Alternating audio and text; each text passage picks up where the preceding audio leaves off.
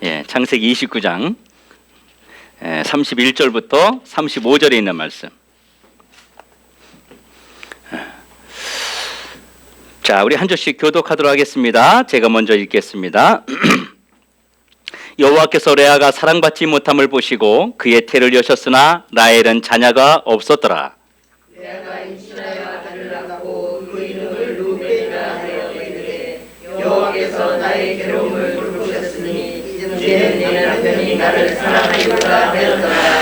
그가 다시 임신하여 아들을 낳고 이르되 여호와께서 내가 사랑받지 못함을 들으셨으므로 내게 아들도 주셨다 하고 그의 이름을 시므온이라 하였으며 그가 또 임신하여 아들을 낳고 이르되 내가 그에게 새 아들을 낳았으니 내 남편이 지금부터 나와 연합하리로다 하고 그의 이름을 레이라 하였으며 다 같이 그가 또 임신하여 아들을 낳고 이르되 내가 이제는 여호와를 찬송하리라 하다 하고 이로 말미암아 그가 그의 이름을 유다라 하였고 그의 출산이 멈추었더라.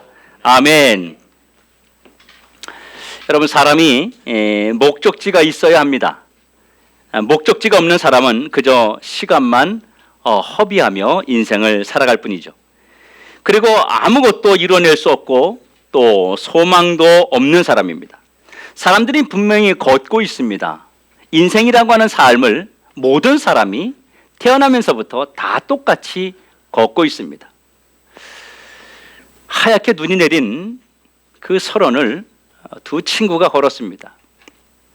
그러면서 둘이 뭐라 그랬냐면, 야, 우리 똑바로 걸어보자. 그렇게 둘이 약속을 했습니다.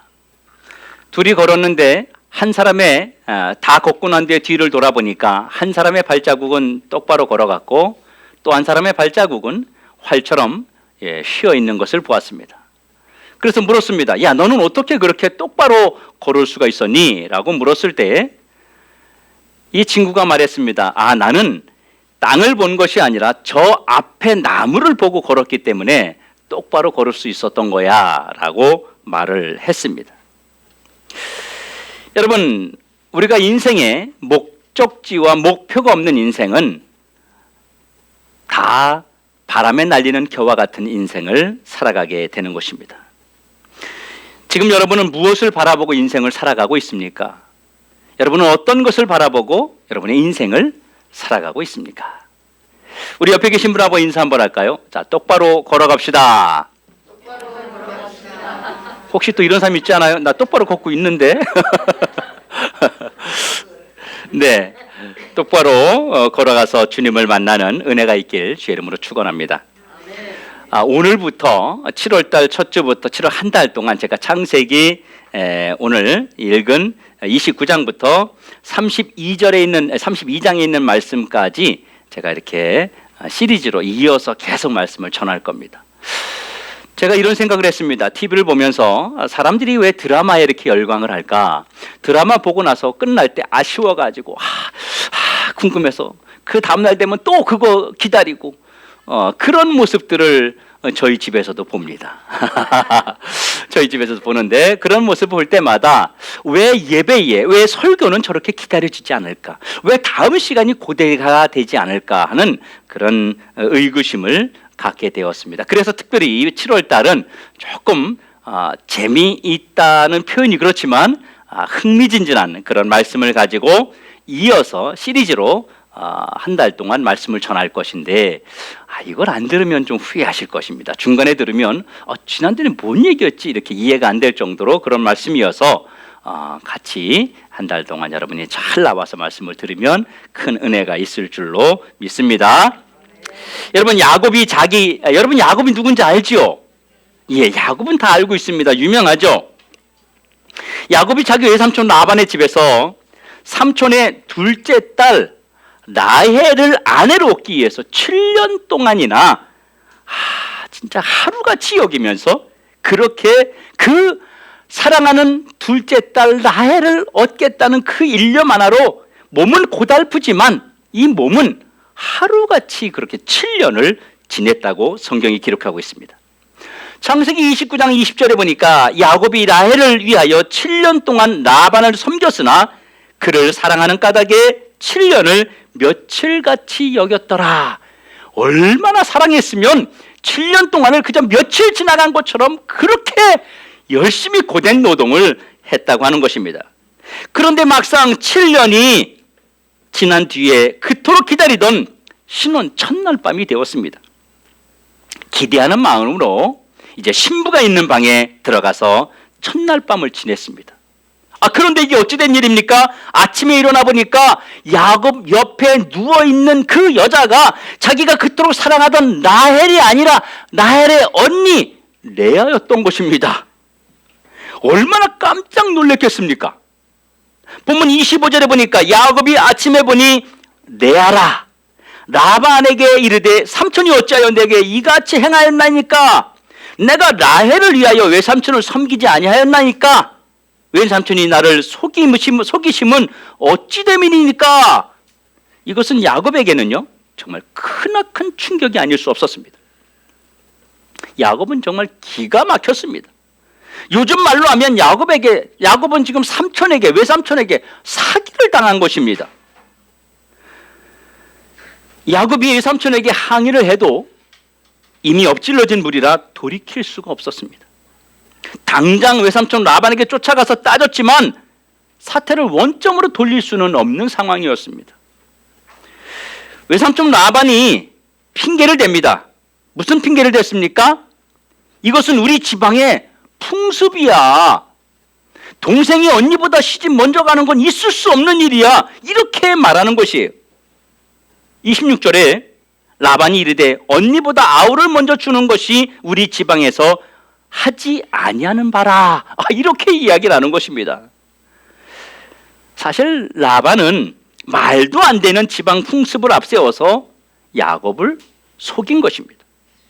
그리고 결혼 축하 행사 7일 동안을 결혼 행사를 하는데 이 축하를 다 마치고 그날을 채우라고 요구하는 것입니다. 그런데요, 야곱뿐만 아니라 어이가 없는 것은 야곱하고 잠자리를 신혼 첫날 밤을 지낸 레아도 사실 마찬가지입니다. 그리고 야곱에게 사랑하는 둘째 딸 라헬을 얻기 원한다면 다시 7년을 봉사라는 것입니다. 이분이 야곱의 삼촌이 맞습니까? 그런데 이 와중에 소외당하고 가운데서 샌드위치 된 사람이 누구예요? 언니 레아입니다. 지금 레아는요 남편에게 완전히 왕따를 당한 겁니다. 얼마나 자존심이 상했겠어요. 예? 자고 일어나자마자 딱 보더니 네가 아닌데? 그러고 달려가가지고 나는 저 여자를 좋아하는데 이렇게 말하니까 얼마나 속이 상하겠습니까? 신혼 첫날 밤을 지낸데 남편 야곱이 자기는 레아가 아니라 동생 라헬을 사랑하니 라헬을 달라고 하는 것입니다. 자기는 라헬을 사랑한다는 것입니다. 지금 레아는요 아버지에게는 물건 취급을 받은 것입니다. 야곱의 그 노동력을 얻기 위해서 레아를 활용한 것입니다. 아마 이런 걸 볼 때 야곱이 굉장히 일을 잘했나 봐요. 열심히 일을 해서 그 집안에 아마 많은 도움을 주었던 것 같아요. 이 과정에서 레아는 마음에 큰 상처를 입게 됩니다. 평생에 돌이킬 수 없는 상처를 입게 된 것입니다.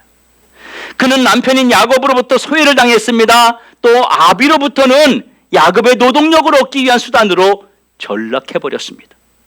이것이 레아가 가지고 있는 상처였고 레아가 가지고 있는 문제였습니다. 야곱은 자신을 속인 외삼촌 라반과 레아를 쉽게 이해할 수도 받아들일 수도 없는 그런 상황입니다. 그래서 이후로 레아의 삶은 정말 순탄치가 않은 것이었습니다. 레아는 남편 야곱의 사랑 밖으로 밀려났습니다. 31절에는요 레아는 남편 야곱의 사랑을 받지 못했다는 그런 표현이 나옵니다. 이 말은 언니 레아가 야곱으로부터 외면당했다고 하는 것을 말해주고 있는 것이죠. 여인으로서 남편으로부터 외면은 무엇을 나타냅니까? 이것은 치욕이고 정말 굴욕이 아닐 수 없습니다. 더구나 외면당하는 이유가 무엇입니까? 동생 라헬에게 남편을 빼앗겼기 때문이에요. 이것이 레아에게는 엄청난 고통이고 엄청난 내외적인 그런 아픔이 존재할 수밖에 없는 것이었습니다. 또 주변 사람들이 이 레아를 바라보는 시선은 어땠겠습니까? 아이고 어쩌다가 아이고 저 인생 어떻게 하나, 어쩌다가 저래 됐나, 참 안 됐다, 참 불쌍하다, 일생을 저러고 어떻게 사냐, 차라리 저렇게 사느니 차라리 죽는 게 낫지, 아마 이런 소리들을 들었을 것입니다. 사람들이 온갖 시선을 견뎌야만 했습니다. 아마도 누가 쳐다보기만 해도 자기를 비웃는 것 같이 느껴졌을 것이고, 아마 사람들이 삼삼오오 모여서 수근수근대는 그 모습을 보아도 아마 자기에 대한 그 흉을 보고 있다는 그런 선입견을 가지고 늘 마음속에 상처를 가지고 살 수밖에 없는 것이었습니다. 그리고 레아 자신은 어땠을까요? 너무나도 자존심 상했을 것입니다. 남편 야곱이 동생 라헬과 행복하게 지내는 모습을 보고, 또 남편 야곱이 동생 라헬과 함께 히히닥거리는 모습을 보고, 행복한 모습을 보고, 웃는 모습을 보고, 즐거워하는 그런 모습을 볼 때마다 그는 어땠을까요? 먹는 것도 입는 것도 그녀에겐 아무런 의미를 주지 못했을 것입니다. 남편의 사랑을 잃어버린 아내는 아무 것으로도 그 텅 빈 가슴을 채울 수가 없는 것이 상식입니다. 여러분, 레아는 아무런 소망이 없습니다. 아무런 기쁨도 없고 아무런 비전도 없고 아무런 꿈도 없습니다. 이런 소외당하는 삶이 여러분 하루 이틀이었겠습니까? 한 달, 두 달이었겠습니까? 그런데 여기서 큰 반전이 나옵니다. 31절에 보니까 같이 한번 읽어볼까요?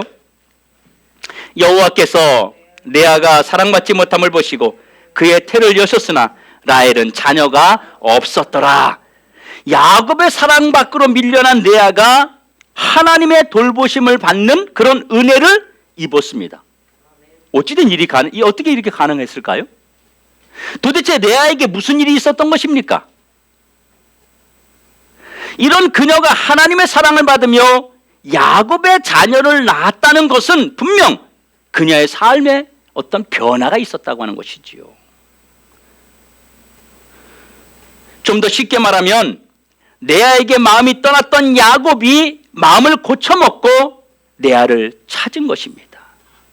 여러분, 하늘을 봐야 별을 따지요, 이런 얘기하지 않습니까?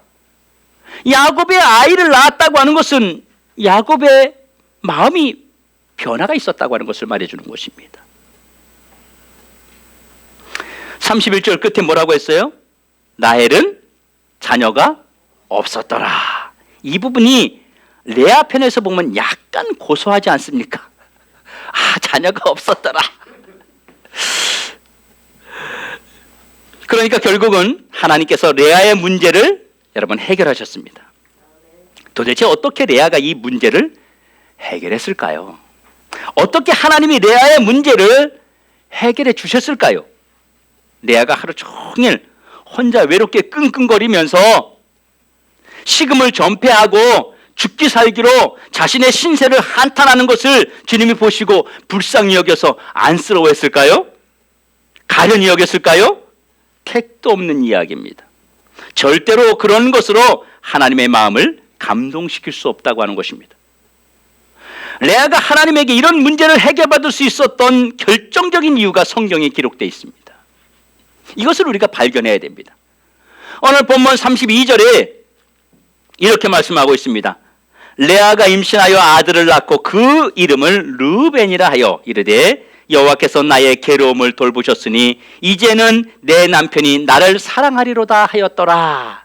레아가 낳은 아들의 이름이 뭐예요? 르벤인데 이 뜻이 여호와께서 나의 괴로움을 돌보셨다. 우리는 레아가 낳은 장자 르벤의 이름에서 그동안 레아가 어떤 삶을 살았는지를 짐작할 수 있습니다. 르벤은 하나님이 나의 괴로움을 돌보셨다는 의미에서 지어진 이름이에요. 그렇다면 레아는 야곱의 마음이 동생 라헬에게서 자신에게 돌아오기까지 정말 괴로운 시간을 보냈다는 말이에요. 레아가 자신의 괴로움을 해결하기 위해서 남편을 들들 볶고 신세타령한 것이 아니라 자신의 문제를 끌어안고 하나님 앞에서 괴로워하고 하나님 앞에서 자신의 문제를 드러냈던 것입니다. 이런 괴로운 시간을 레아는 원망하고 불평하고 야곱을 향하여서 분노를 쏟아내는 그런 것이 아니라 하나님 앞에서 자신의 괴로움을 토하여 부르짖었다는 것입니다. 이런 레아의 몸부림을 보시고 하나님께서 야곱의 마음을 레아에게 돌이켜서 새로운 인생을 열어주신 것입니다. 레아가 자신의 문제를 해결받기 위해서 하나님에게 승부를 걸었기 때문에 레아가 사랑받지 못함을 보시고 그의 태를 열어주셨다. 이 말은 레아는 자신의 괴로움을, 자신의 아픔을, 자신의 상처를 하나님께 아뢰므로 하나님이 주시는 응답, 해결을 바라고 하나님께 집중했다는 말입니다. 이것이 그가 첫 번째 낳은 아들 르우벤이라는 하는 아들의 이름을 통해서 증명되고 있는 것입니다. 그런데 31절에 라헬은 자녀가 없었더라. 도리어 남편의 사랑을 독차지하고 있던 라헬은 자녀가 없었다고 기록하고 있습니다. 이것은 무슨 뜻일까요? 라헬은 레아와 전혀 다른 삶을 살고 있었음을 강조하고 있는 것입니다. 야곱의 사랑을 독차지했던 라헬에게 자녀가 없었다라는 말은 라헬은 레아와 다른 모습으로 살았다는 것을 보여주는 부분이, 다시 말해서 언니 레아는 함께 집중하는 동안 동생 라헬은 누구에게 집중해요? 남편 야곱에게 집중했다고 하는 것입니다. 라헬은 야곱의 사랑을 받기 위해서 노력했습니다. 라헬은 하나님을 놓고 야곱을 붙들고 살았습니다. 그랬더니 라헬은 남편의 사랑을 받으면서도 불구하고 자녀가 없는 문제가 있었다고 하는 것입니다. 그 남편의 사랑을 독차지하고 있으면서도 자녀를 낳을 수 있는 기미가 전혀 보이지 않았습니다. 나중에 30장에 보면요, 라헬이 언니가 아이를 낳는 걸 보고 어찌할 바를 몰라가지고요, 야곱하고 큰 부부싸움을 합니다. 라헬은 자녀가 없었습니다. 그리고 레아가 낳은 자녀들의 이름을 한번 보기 원합니다. 하나님은 라헬은 자녀가 없는데 레아에게는 자녀를 주시고 계십니다. 레아의 자녀는 르우벤과 시몬이었습니다. 레아의 자녀의 이름은 하나님에게서 받은 은혜를 그대로 드러낸 것이죠. 르우벤, 하나님이 레아의 괴로움을 돌보셨다 이거죠. 그리고 시몬이, 그 이름 뜻이 무엇입니까?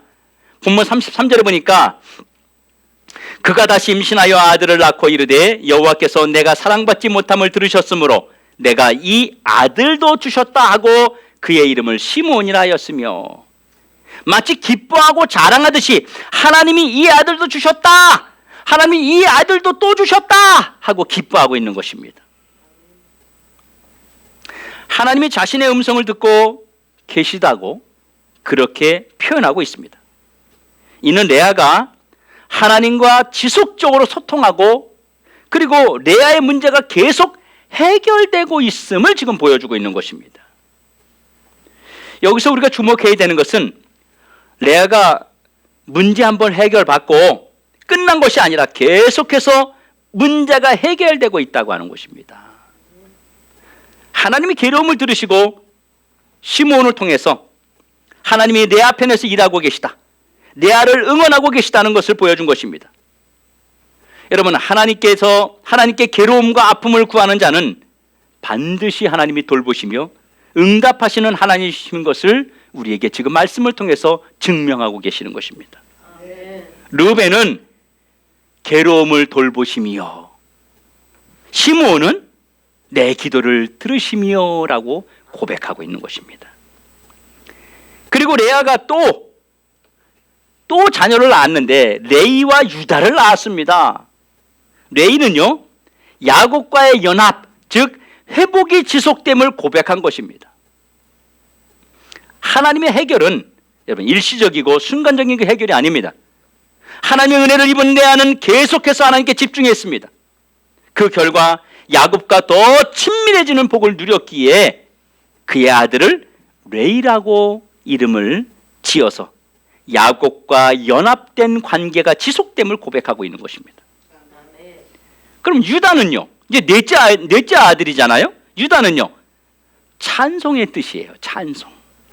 자신에게 결과를 주시는 하나님을 찬양하는 삶이 지속되고 있는 것을 고백하고 있는 것입니다.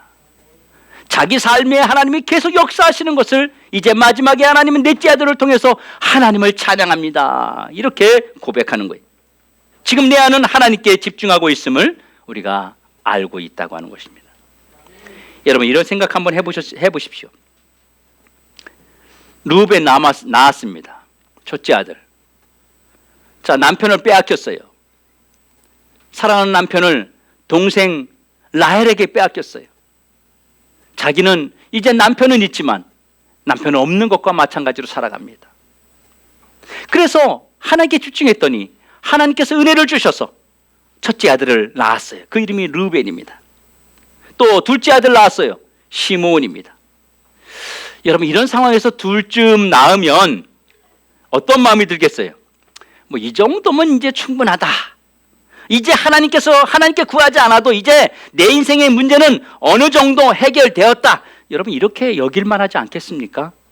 아들 하나만 낳아도 좋은데 이제 둘을 낳았으니까 말이에요. 여기서 스톱하고 안주할 수도 있었는데 레아는 끝까지 하나님께 집중했습니다. 그랬더니 하나님께서 남편의 마음을 돌려주셨어요. 그리고 처음에는 자신에게 괴로움이, 아픔이 있었는데 이게 이제 유다라는 이름을 통해서 그의 삶이 즐거워지고 그의 삶이 행복해지는 것을 하나님이 느끼게 해주셨다고 하는 것입니다. 레아가 이렇게 자신의 문제를 해결할 수 있었던 것은 바로 하나님에게 집중했기 때문이라는 것입니다. 레아는 야곱을 내려놓고 하나님을 붙들었습니다. 그러나 라헬은 하나님을 내려놓고 자기를 사랑하는 남편 야곱을 붙들었습니다.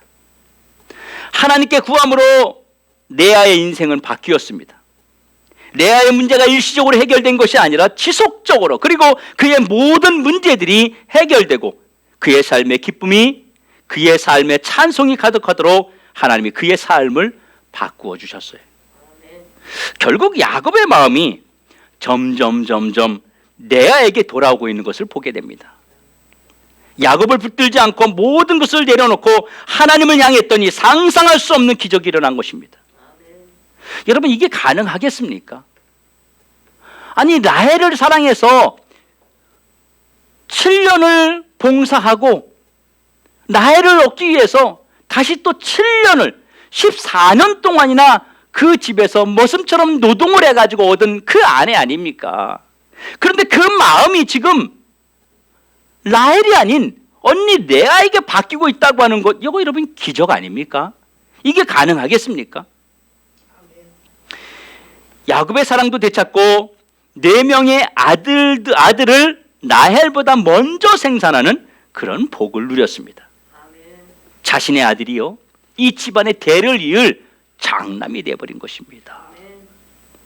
그런데 아직까지도 라헬에게는 자녀가 없어요. 얼마나 고소한지 몰라요. 여러분, 사랑하는 성도 여러분, 사실 요즘처럼 괴로움을 호소하는 사람들이 얼마나 많습니까? 또 요즘 얼마나 많은 문제를 안고 살아갑니까? 지금 이 순간도 자신의 문제 앞에서 괴로워하는 분들이 적지 않습니다. 문제를 바라보면서 한숨 짓거나 문제를 바라보고 그 원인을 생각하며 남의 탓만 하는 사람들 많이 있습니다. 그런데 더 큰 문제는요, 이 문제를 해결할 기미가 보이지 않는다는 게 더 큰 문제예요. 다시 말해서 우리를 도울 자가 없는 것이 문제라는 것입니다. 사람들도 우리 주변에도 없지만요, 우리의 환경마저도 우리를 외면한 것처럼 우리는 지금 너무나도 힘든 시대를 우리가 살아가고 있습니다. 여러분, 이렇게 괴롭고 지친 삶에서 여러분들은 어떤 방법으로 여러분들의 괴로운 부분들을 해결받고 있습니까? 또 누가 여러분의 괴로움과 아픔을 해결해 줄 수 있다고 여러분 생각하십니까? 일시적이고 순간적인 해결은요, 고통만 더할 뿐이지 완전한 해결이 되지 않습니다. 문제의 원인은 뿌리채 뽑아야 해결입니다. 누가 우리의 모든 괴로움을 해결합니까? 다른 분이 아닌 여러분 하나님께서 해결해 주십니다. 여러분 이 사실을 믿으면 아멘 하시기 바랍니다. 그래서 여러분이 레아처럼 자신의 모든 문제를 하나님 앞에 와서 하나님께 모든 괴로움을 쏟아내십시오. 여러분이 어떤 수단과 방법을 동원해서 하나님의 개입이 없이는 불가능하다는 것을 인정하고 하나님이 내 문제에 개입하시도록 여러분 만들어야 됩니다. 사람의 위로나 도움은 여러분 순간에 불과합니다. 하나님이 개입하셔야 모든 것이 완벽하게 해결됩니다. 그러면 하나님이 내 문제에 개입하시도록 하는 방법이 무엇일까요? 그러면 첫째, 하나님께 구하는 것입니다. 야고보서 4장 1절에 보면 너희가 얻지 못함은 구하지 아니하기 때문이다 라고 말씀하고 있고요. 마태복음 7장 7절에는 구하라 그리하면 너에게 주실 것이요 찾으라 그리하면 찾아낼 것이요 문을 두드리라 그리하면 너에게 열릴 것이라 라고 말씀하고 있습니다. 구하라는 것입니다. 그런데 요즘은 하나님 앞에 나와서 구하는 사람들이 많지 않습니다. 사실 문제가 있지만요, 그 문제를 끌어안고 있는 사람은 많아요. 그 문제를 내 마음속에 품고 힘들어하는 사람은 많아요. 그런데 그 문제를 하나님 앞에 가지고 나와서 구해야 되겠다는 사람은 많지 않다는 것입니다. 여러분 하나님께 구하는 순간부터 이미 해결은 시작된 것입니다. 구하는 것이 해결이요 구하는 것이 치료라고 하는 것을 기억하십시오. 하나님이 내 문제에 개입하시도록 하는 또 하나의 방법이 무엇입니까? 하나님께 구했으면 기다리는 것입니다. 레아가 이 문제를 몇 년 만에 해결 보았을 것 같습니까? 자, 자녀를 4명 낳았어요. 그러면 몇 년 걸렸겠어요? 뭐 1년에 한 명씩 낳을 수도 있겠지만 뭐 상황을 볼 때 2년씩만 잡아도 뭐 어떤 아이들은 3년이 될 수도 있겠지만 2년씩만 잡아도 8년입니다. 그리고 또 하나님께 구하고 남편을 얻기 위해서 하나님 앞에 매달리고 하는 그 고통의 세월을 최소한 2년은 지나지 않았겠습니까? 그럼 못해도 10년 동안은 지금 레아가 기다렸다고 하는 것입니다. 인내했다는 것입니다. 여기서 레아가 기다렸다는 것은요, 불평하지 않았다는 것을 말하는 것입니다. 레아의 특징이 뭐냐면요, 하나님 앞에 괴로움을 토했어도 사람 앞에는 불평하지 않았다는 것입니다. 성경에서 야곱을 찾아가 가지고 원래 본 남편이잖아요. 자기의 남편이잖아요. 동생이 뺏어간 거잖아요. 첫째 아내가 누굽니까? 레아잖아요, 언니. 그러니까 남편을 달달달 볶든지 동생을 막 구박하든지 했어야 되는데 전혀 그런 것이 나오지 않습니다. 사람 앞에, 하나님 앞에서는 자기의 모든 울분을 토해내고 기도하고 부르짖지만 사람에게는 기다리고 있었다고 하는 것입니다. 기도하고 기다리는 동안 여러분 원망하고 불평하고 짜증내고 신세한탄하고 화를 내고 분을 참지 못하고 이건 기다림이 아닙니다. 하나님이 해결하실 것을 믿고 자신의 삶을 똑같이 움직이는 것, 자신의 삶을 앞만 보고 달려가는 것, 이것이 레아가 가지고 있는 응답의 비결이었다는 것입니다. 하나님께서 움직이는 시간까지 여러분 기다리십시오. 앞서가지 마십시오. 사람도 환경도 물질도 하나님께서 움직이셔야만 해결된다고 하는 그 믿음을 여러분 가지셔야 됩니다. 하나님께서 움직이시는 시간까지 계속 구하시는 것이 기다리는 것입니다. 하나님의 시간은 지속적으로 구하는 자에게 다가온다는 걸 여러분 기억하십시오. 하나님은 셋째, 하나님은 오늘도 우리의 문제를 해결하십니다. 하나님의 그 해결은 일시적인 것이 결코 아니라고 하는 것이에요. 하나님의 해결은 지속적이고 풍성한 것입니다. 사실은 아들 하나만 얻어도 해결입니다. 그렇죠? 아들 하나만 얻었어도 해결입니다. 그런데 하나님께서 계속 해결을 주었다고 하는 것은 레아가 하나님께 계속해서 나아갔다는 것을 보여주고 있는 것입니다. 하나님이 주실 때마다 더 풍성해졌습니다. 여러분 창세기 49장에 가면요, 누구부터 진짜 복을 받냐면 유다부터 복을 받기 시작합니다. 점점 더 큰 복을 받도록 하나님이 하셨어요. 하나님께서는 우리의 괴로움을 보시고 여러분, 저와 여러분의 문제를 해결하십니다. 사랑하는 성도 여러분, 요즘같이 힘든 시기에 하나님 앞에는 울고 사람 앞에서는 여러분 웃으시기 바랍니다. 하나님께는 괴로워해도 됩니다. 하나님께 앞에서는 울어도 됩니다. 하나님께서는 소리를 질러도 됩니다. 하지만 사람 앞에서는 웃는 자가 되십시오. 이것이 하나님 앞에 레아가 받은 복의 비결이라고 하는 것입니다. 기다리기는 기다리는데 막 화를 내고 신세한탄하고 짜증내고 분노를 내고, 이건 기다리는 게 아니라니까요. 하나님 앞엔 그렇게 할 수 있습니다. 그러나 사람들에게는, 레아가 남편 야곱을 찾아가서, 아니면 동네 사람들에게, 주변 사람들에게 내 동생 저거 라헬 아주 나쁜 뭐뭐라고 막 이러면서 막 그러지 않았어요. 그냥 하나님께만, 그리고 사람들에게는 그냥 평소처럼 웃고 지낸 것입니다. 한번 따라 하시겠습니다. 하나님 앞에서는 괴로워하고,